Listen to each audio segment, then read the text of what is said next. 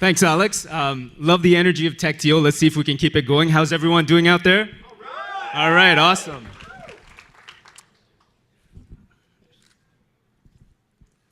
Well, like Alex said, my name is Tishan. I'm co-founder and co-CEO at QuickTapSurvey, and my presentation is entitled "How to Avoid the HiPPO."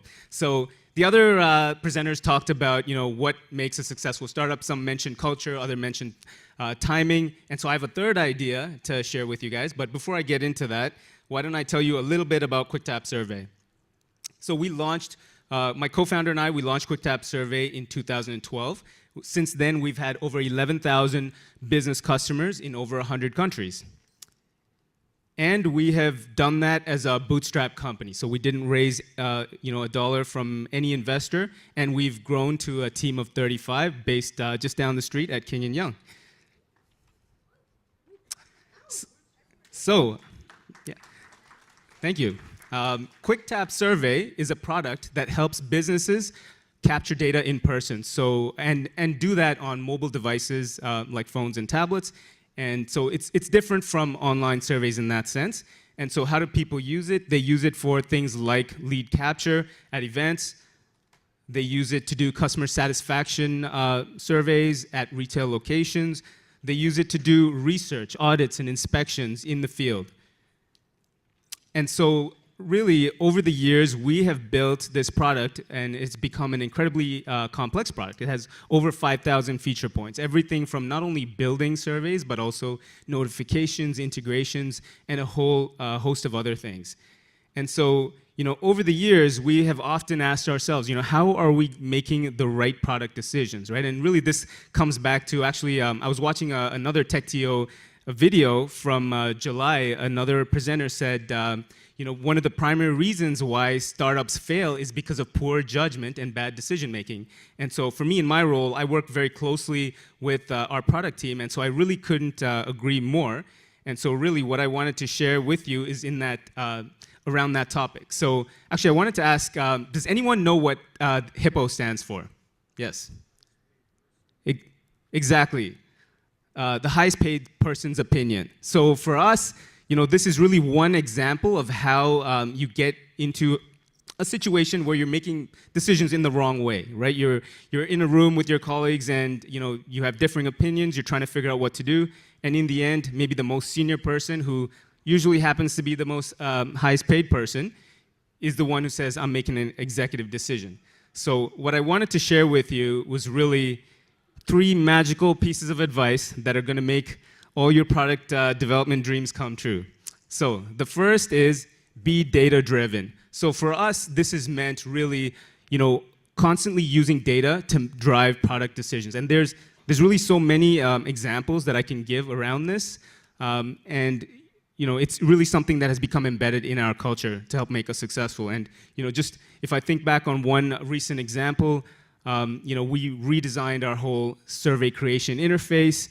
And one of our developers found that in one particular case, where when someone has 100 survey questions on a specific kind of mobile device, performance wasn't what we expected. And the team was spending a lot of time trying to fix this. And when we looked at our data, it showed that less than 1% of our customers actually fell into this category. So immediately, we were able to say, let's reprioritize and focus on the other things that are really going to drive value. So it saved us a lot of time. The second thing is really to be customer focused. And I'm sure many of you already do a lot of this at your company. For us, we do a lot of user interviews, user testing.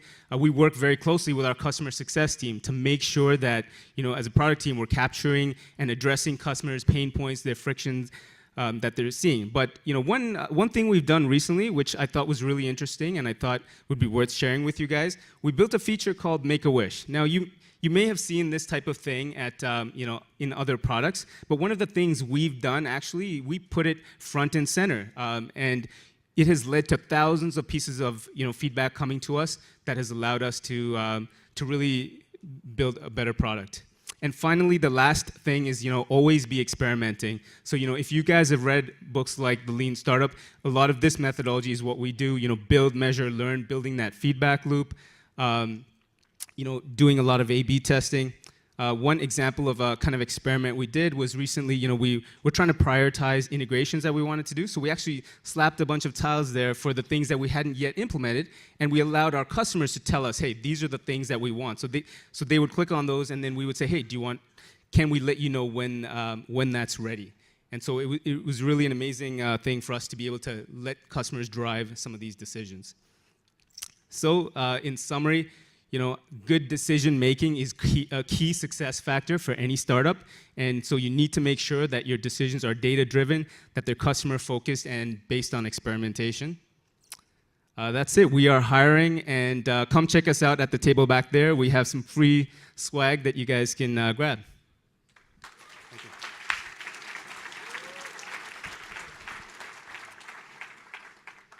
Questions?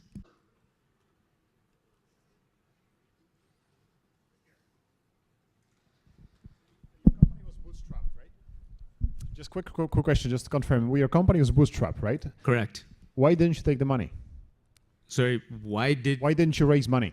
Why didn't we raise money? Well, when we started our company, I feel like the environment in the city of Toronto was not as conducive to raising money, and I think, on a positive note, I think things have really changed a lot. I think, as you can see with TechTO, when we started our company, there was no TechTO.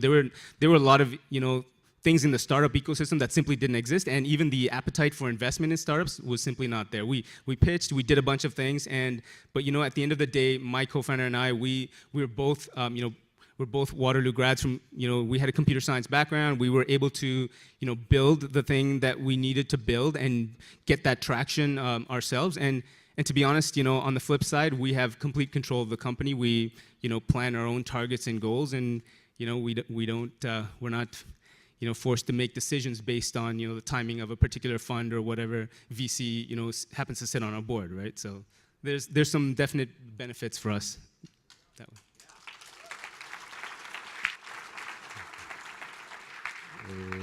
Last question.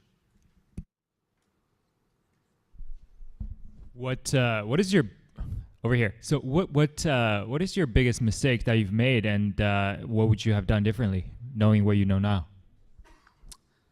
I think famous mistake.